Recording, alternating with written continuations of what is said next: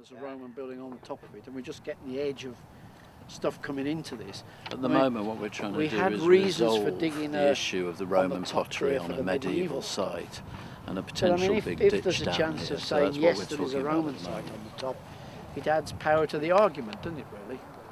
Power to? The argument. Of what argument? That we should go up there and dig a hole. Oh, I mean, you know... In other words, Phil, what we might be thinking is that this is a ditch that dates from a very early period with Roman pottery in it, and there's some structure up there. Well, there's Roman That's pottery. nice of you to tell me that. There's Roman pottery up there.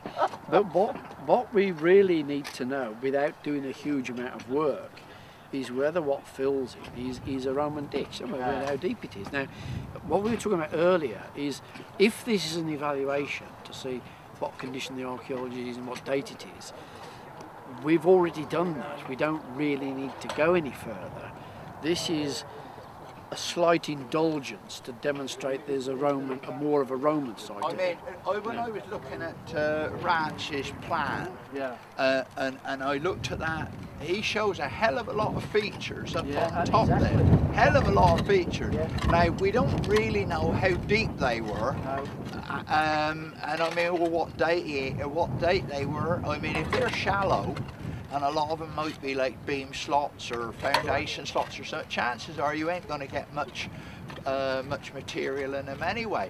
And then, of course, if you got ploughing, and you got ploughing up there, and let's say there's not very much or no demolition rubble, then it's going to be that part of the site that's going to get ploughed away. This part of the site is preserved underneath all this lot. Well, that strikes me as another argument for looking up there, because what you've just described is a different model to what I was describing, which is that the medieval might be well preserved up there because that wall is acting as a bit of a dam to downhill movement of the soil.